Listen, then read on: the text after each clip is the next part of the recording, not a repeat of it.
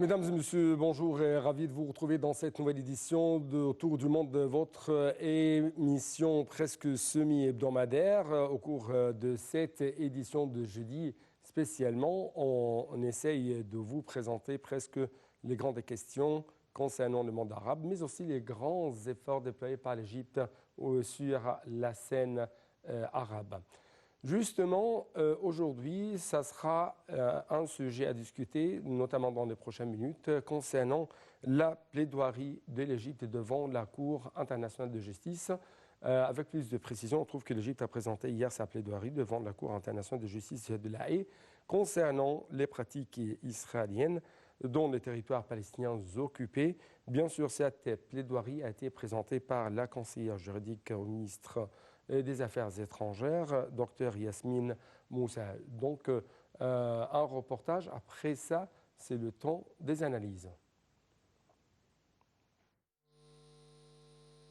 Moussa, la conseillère juridique du ministère égyptien des Affaires étrangères, a pris la parole hier devant la Cour internationale de justice pour dénoncer fermement l'agression israélienne sur la bande de Gaza. Cette action ne relève pas de la légitime défense, mais constitue une guerre brutale, affirme-t-elle, ajoutant que les Palestiniens subissent une punition collective depuis 75 ans. Elle a souligné qu'Israël bloque systématiquement l'arrivée de l'aide humanitaire à Gaza et soumet délibérément ses habitants à des conditions de vie inhumaines exacerbées par un siège et une politique de famine. Aucune perspective politique pour résoudre la question palestinienne n'est à portée de main, a regretté la représentante de l'Égypte devant la CIJ, ajoutant que la paix et la stabilité au Moyen-Orient ne pourront être atteintes que par la reconnaissance d'un État palestinien souverain établi dans les frontières de 1967. Elle a déclaré que des preuves attestent qu'Israël a intentionnellement induit des changements démographiques dans les territoires palestiniens et a souligné que le pays doit s'abstenir d'étendre ses opérations de colonisation et mettre fin à son occupation des territoires palestiniens conformément aux résolutions de l'ONU et au droit international. L'Égypte a fait partie des participants aux délibérations de la Cour internationale de justice entamées lundi dernier concernant les implications illégales de l'occupation israélienne des territoires palestiniens depuis 1967, événement marqué par la présence remarquable de 52 pays appelés à témoigner. Le 31 décembre 2022, l'Assemblée générale de l'ONU avait voté une résolution demandant à la CIJ de fournir un avis consultatif non obligatoire sur les répercussions légales des actions et politiques d'Israël dans le territoire palestinien occupé, incluant Jérusalem-Est. L'Égypte considère qu'Israël néglige le droit à l'autodétermination du peuple palestinien et doit arrêter son occupation illégale des territoires palestiniens conformément aux résolutions de l'ONU et au droit international, a précisé Yasmine Moussa.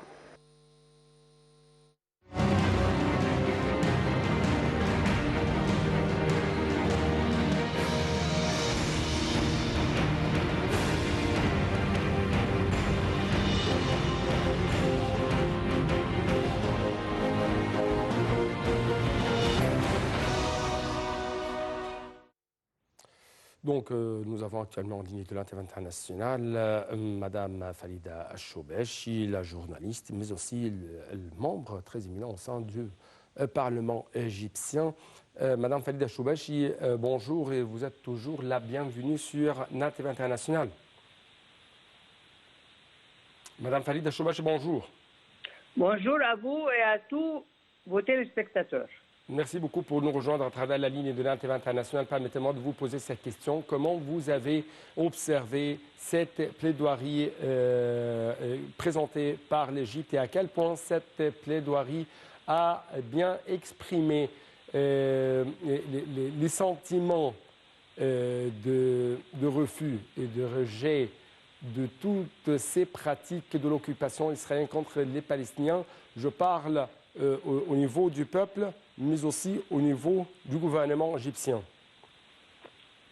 C'est-à-dire que, excusez-moi, mais je vous entends à peine. Et est-ce que vous voulez que je parle de l'intervention égyptienne?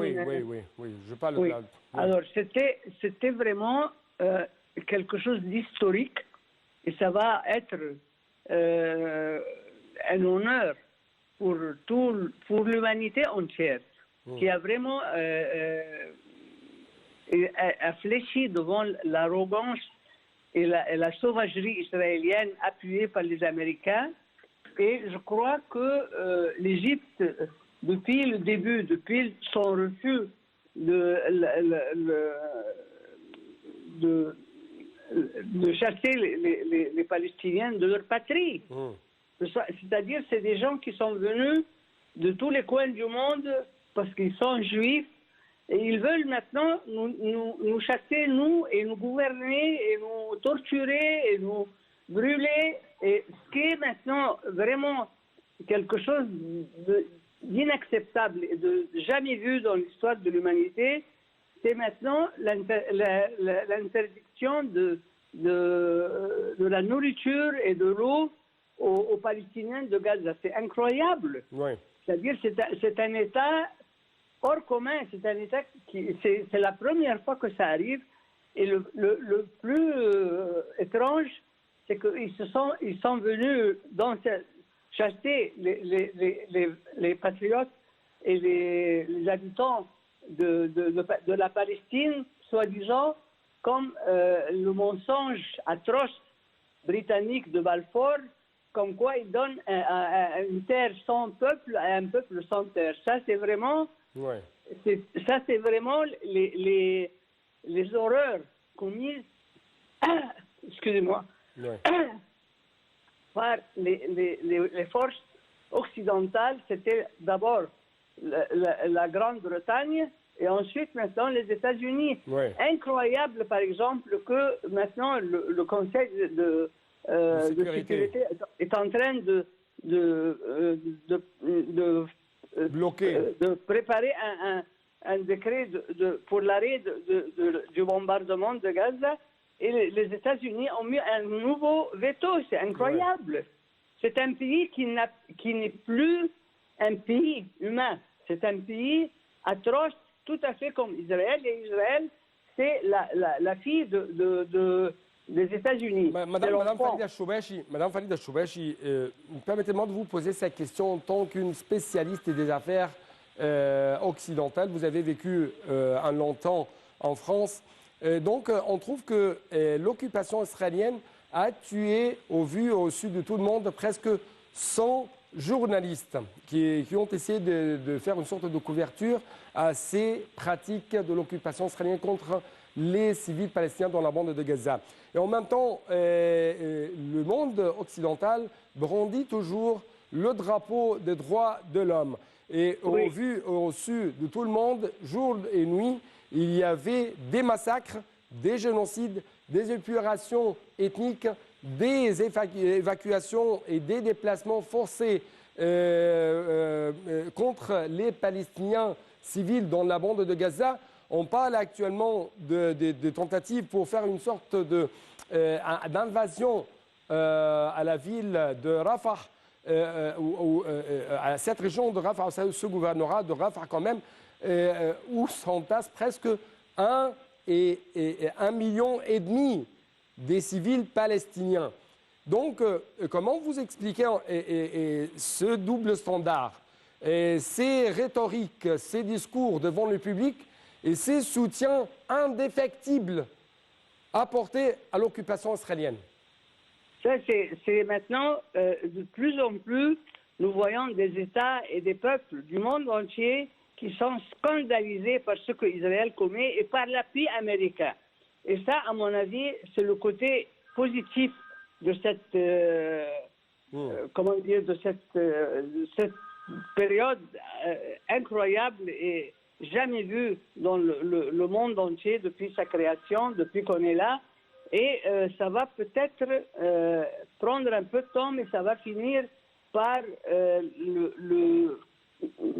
par chasser les États-Unis, ils ne vont plus être les maîtres du monde. Et en plus aussi, Israël qui, jusqu'à maintenant, est en train de nous tuer, de nous massacrer avec de l'armement américain et l'aide américaine.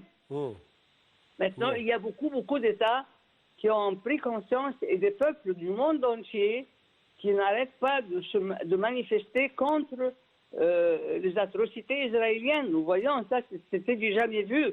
si quelqu'un mais osait... est-ce que c'est de ne jamais vu, ou plutôt c'est déjà vu, par les pratiques de l'occupation américaine en Irak?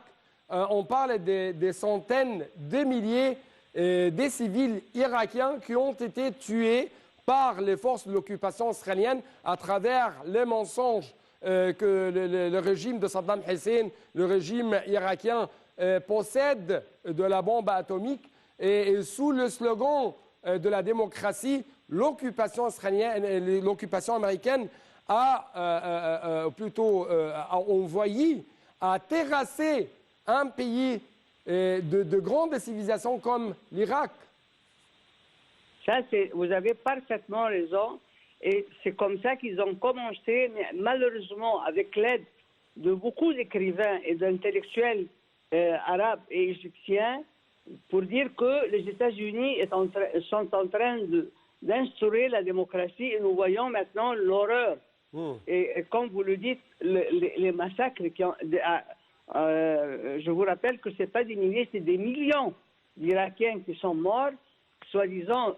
Et ensuite, ils ont reconnu qu'ils ont menti et qu'en Irak, il n'y avait pas d'armement nucléaire, comme ils avaient prétendu au début. Et là,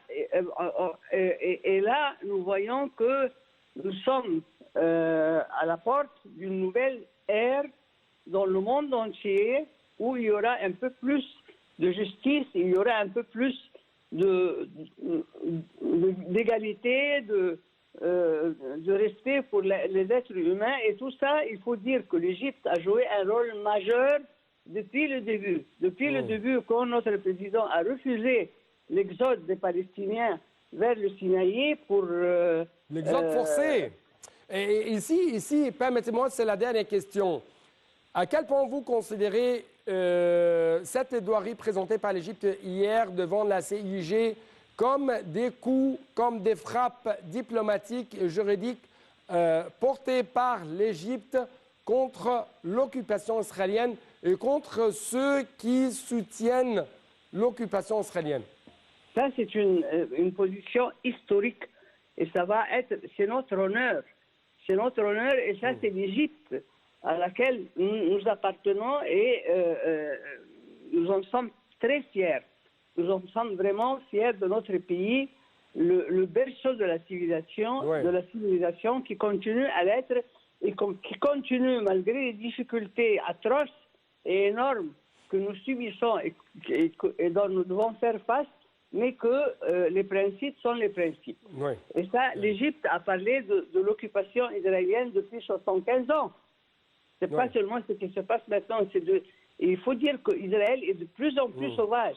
C'est-à-dire chaque fois, à chaque étape, elle est pire que l'étape précédente. Et là, je crois qu'ils sont arrivés au point culminant de l'atrocité et de la sauvagerie et que nous allons avoir une nouvelle ère. Donc l'Égypte a essayé de défendre l'honneur de l'humanité contre cette honte que représentent les pratiques de l'occupation israélienne et ceux qui soutiennent ces pratiques de l'occupation israélienne. Je dois vous remercier infiniment pour de tels éclaircissements, pour nous rejoindre à travers la ligne de NAL TV International. Merci beaucoup. Merci. Merci. Donc, chers téléspectateurs, en marge en fait des réunions des ministres des Affaires étrangères des pays du groupe de G20 tenues au Brésil, le ministre égyptien des Affaires étrangères, M. Sameh Shoukry, s'est entretenu avec son homologue turc Hakan Fidan. Au cours de l'entretien, M. Shoukry a loué les résultats positifs de la récente visite du président turc en Égypte, espérant que la phase à venir témoignera d'un renforcement de relations égypto-turques. Les discussions ont également porté sur la nécessité de la coordination en ce qui concerne l'agression israélienne contre la bande de Gaza. L'importance est d'intensifier les efforts pour parvenir à la création d'un État palestinien sur les frontières d'avant le 5 juin 1967. Ce Shoukry s'est également entretenu avec son homologue russe, Sergei Lavrov, et il a loué la coopération et la coordination égypto-russe au sein des instances internationales de soutien réciproque aux candidatures, aux postes internationaux, selon que l'Égypte aspirait à un règlement politique pour la crise ukrainienne. Les discussions ont également porté sur les évolutions liées à un nombre de dossiers régionaux internationaux, toujours en marge de sa participation à la réunion des ministres des Affaires étrangères de G20 au Brésil. Le chef de la diplomatie égyptienne a aussi rencontré son homologue de Bolivie, Célinda Sousa, et son homologue de l'Uruguay. M. Chokri a salué les positions de la Bolivie face à l'aggravation de la détérioration quand même de la situation à Gaza, tant sur le rejet de toute opération militaire israélienne à Rafah que sur la nécessité d'un cessez-le-feu immédiat et de permettre l'acheminement de l'aide humanitaire. M. Chokri a exprimé lors de la rencontre avec le ministre uruguayen des Affaires étrangères sa satisfaction quant au niveau de coopération entre deux pays au niveau bilatéral international. Leur réunion a abordé les moyens de coopération dans les différents domaines. Bien sûr, je dois quand même vous rappeler que le ministre des Affaires étrangères a également rencontré son homologue brésilien, Mauro Vieira. Donc, retournons encore une fois au dossier palestinien. L'Égypte a vivement dénoncé la politique de deux poids, deux mesures dans le traitement des guerres et des conflits armés, ce qui met en doute la crédibilité du Conseil de sécurité. Le ministère égyptien des Affaires étrangères a exprimé son profond regret suite au veto des États-Unis au Conseil de sécurité mardi, bloquant une résolution de cessez-le-feu immédiat dont la bande de Gaza sous frappe israélienne depuis plus de 4 mois. La République arabe d'Égypte exprime son profond regret et son rejet de l'incapacité du Conseil de sécurité à adopter une fois de plus une résolution appelant à un cessez-le-feu immédiat dans la bande de Gaza, et ce suite au recours des États-Unis au droit de veto pour la 3e fois contre le projet de résolution présenté par l'Algérie au nom du groupe arabe. C'est ce qu'a annoncé un communiqué du ministère des Affaires étrangères de l'Égypte. Les États-Unis, critiqués de toutes parts, ont de nouveau empêché mardi le Conseil de sécurité de l'ONU d'exiger un cessez-le-feu immédiat à Gaza, faisant circuler un texte alternatif sur une éventuelle trêve sous conditions. La bande de Gaza, menacée de famine, est toujours plongée dans une catastrophe humanitaire qui frappe notamment la ville surpeuplée de Rafah dans le sud, mais aussi le nord, pendant que de nouveaux pourparlers en vue d'une trêve s'amorcent au Caire. Le bombardement de l'occupation israélienne et le combat entre l'armée de l'occupation israélienne et le Hamas se poursuivent sans répit à travers le territoire palestinien, où 118 personnes ont été tuées en 24 heures selon le ministère de la Santé du Hamas. Selon l'ONU, 2,2 millions de personnes, soit l'immense majorité de la population, sont menacées de famine dans la bande de Gaza, assiégée par l'occupation israélienne depuis le début de la guerre le 7 octobre dernier. La situation particulièrement alarmante dans le nord, en proie au chaos et à la violence, selon le Programme alimentaire mondial des Nations Unies, qui a suspendu mardi la distribution de son aide dans ce secteur. L'aide humanitaire toujours insuffisante est soumise au feu vert d'Israël à Gaza essentiellement par Rafah via l'Égypte, mais son acheminement vers le nord est rendu presque impossible par la destruction et le combat qui isolent cette région du reste du territoire palestinien. Le Croissant Rouge palestinien a appelé hier les institutions de l'ONU à intensifier leur aide, en particulier pour les zones du nord de la bande de Gaza où 400 000 personnes sont menacées de famine. Ceci intervient alors que le Premier ministre Benjamin Netanyahu a annoncé une prochaine offensive terrestre sur Rafah afin de vaincre le Hamas, selon lui, dans ce dernier bastion et libérer les otages détenus à Gaza. Et en Cisjordanie, 3 Palestiniens ont été tués par les forces de l'occupation israélienne, dont la nuit de mardi à mercredi, des citoyens de Jénine avaient fait état de tirs nourris dans ce secteur, voire quand même de la présence sur place d'un bulldozer israélien. Les secouristes de blessés. Le ministère palestinien de la Santé a confirmé la mort d'un Palestinien dans ce nouveau raid des forces de l'occupation qui les ont mutilés.